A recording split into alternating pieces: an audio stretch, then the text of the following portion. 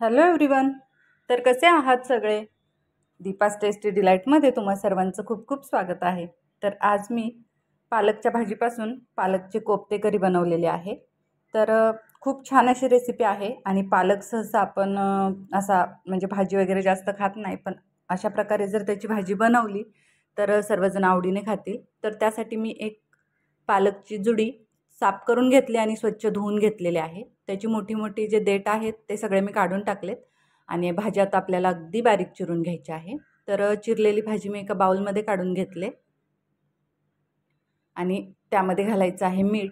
तर मी मोठा एक चमचा भरून मीठ घातलेलं आहे आणि ते मिक्स करून आपल्याला एक 10 मिनिटासाठी साईडला ठेवून द्यायचं आहे, म्हणजे त्याला पाणी वगैरे सुटेल, छान सॉफ्ट होईल भाजी. तर मी 10 मिनटं तर ती साईडला ठेवून दिली आहे. तर आता बघू शकता भाजीला पाणी सुटलेलं आहे, छान अशी ती सॉफ्ट पण झालेली आहे. तर आता त्यातलं सगळं पाणी जे आहे ते आपल्याला पिळून काढून फक्त भाजी घ्यायची आहे. तर पाणी काय आपल्याला ते टाकून वगैरे द्यायचं नाही, ते पाणी आपल्याला भाजीमध्ये यूज करायचं आहे. पण कोफ्ते बनवण्यासाठी मी हे पालकमधलं पाणी सगळं काढून घेणार आहे. तर आता एका प्लेटमध्ये ती सगळी भाजी पिळून काढले आणि जे त्याचं एक्स्ट्रा पाणी निघालेलं आहे तर ते मी एका वाटीमध्ये काढून ठेवलेलं आहे. आणि आता आपण कोफ्त्याचं बॅटर बनवायला घेऊयात. तर त्यासाठी आता आपण ही भाजी घ्यायची आहे एका बाउलमध्ये.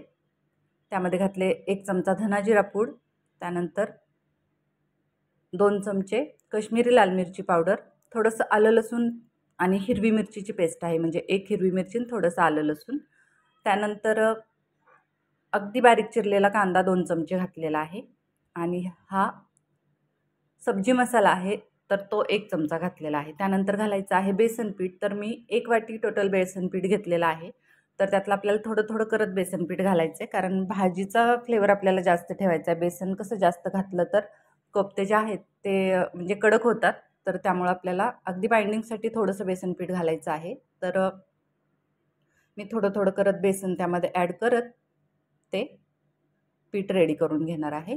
तर आता बघू शकता त्याचे छान असे कोफ्ते येत आहेत. तर आता आपल्याला 1 वाटीतलं पाऊण वाटी पीठ मला लागलं हे कोफ्ते बनवण्यासाठी. तर आता त्याचे छोटे छोटे मी बॉल्स केलेत आणि एका चाळणीवर घेऊन आपल्याला ते वाफवून घ्यायचं आहे. तर मी पातेल्यामध्ये पाणी गरम करत ठेवले, त्यावर चाळण ठेवून आता हे 10 मिनटं वाफवून घेणार आहे. तोपर्यंत आपण ग्रेव्हीची तयारी करूया. तर गॅसवर एक कढई गरम करत ठेवली, त्यामध्ये घातले मोठे 3 चमचे तेल, जिरं मोहरी घातले, त्यानंतर आलं लसूण आणि हिरवी मिरची ते त्याची पेस्ट घातलेली आहे.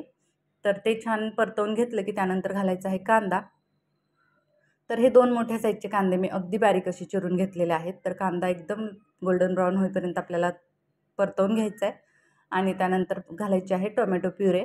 तर मी मोठ्या 2 टोमॅटोचे कच्चेच टोमॅटो घेऊन त्याची मी प्युरे केलेले आहे.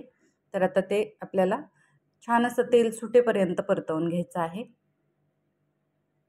तर आता मी ते 2 मिनिट तरी छान परतवून घेतलंय आणि त्यानंतर घालायचं आहे अर्धा चमचा हळद, 1 चमचा कसुरी मेथी, त्यानंतर 2 चमचे कश्मीरी लाल मिरची पावडर आणि 2 चमचे सब्जी मसाला. तर आता म्हणजे मिरची पावडर वगैरे तुम्ही तुमच्या तिखटपणानुसार कमी जास्त करू शकता. पण कश्मीरी लाल मिरची पावडर असते ती कशी जास्त तिखट नसते, त्यामुळे मी ते एवढी वापरलेली आहे. तर तो मसाला परतवून घेतला. त्यानंतर त्यामध्ये घातलं आपण जे पालकचं पिळून जे पाणी निघालं होतं, तर ते पाणी मी ग्रेव्हीमध्येच घातले आणि परत ग्रेव्ही 1-2 मिनटं छान अशी परतवून तेल सुटेपर्यंत मी ती पूर्ण ग्रेव्ही म्हणजे शिजवून घेतलेली आहे. आणि त्यानंतर घालायचं आहे पाणी. तर आता तुम्हाला ग्रेव्ही किती पातळ घट्टसर हवी आहे त्या प्रमाणात तुम्ही पाणी घालू शकता.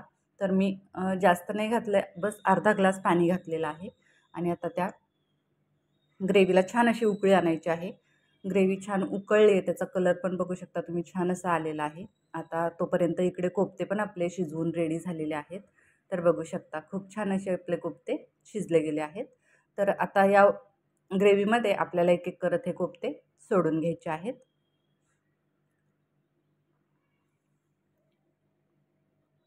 तर आता मी ते सर्व कोफ्ते त्यामध्ये घालून घेतलेत आणि आता आपल्याला ही भाजी एक 5 ते 10 मिनटं आता शिजवून घ्यायची आहे.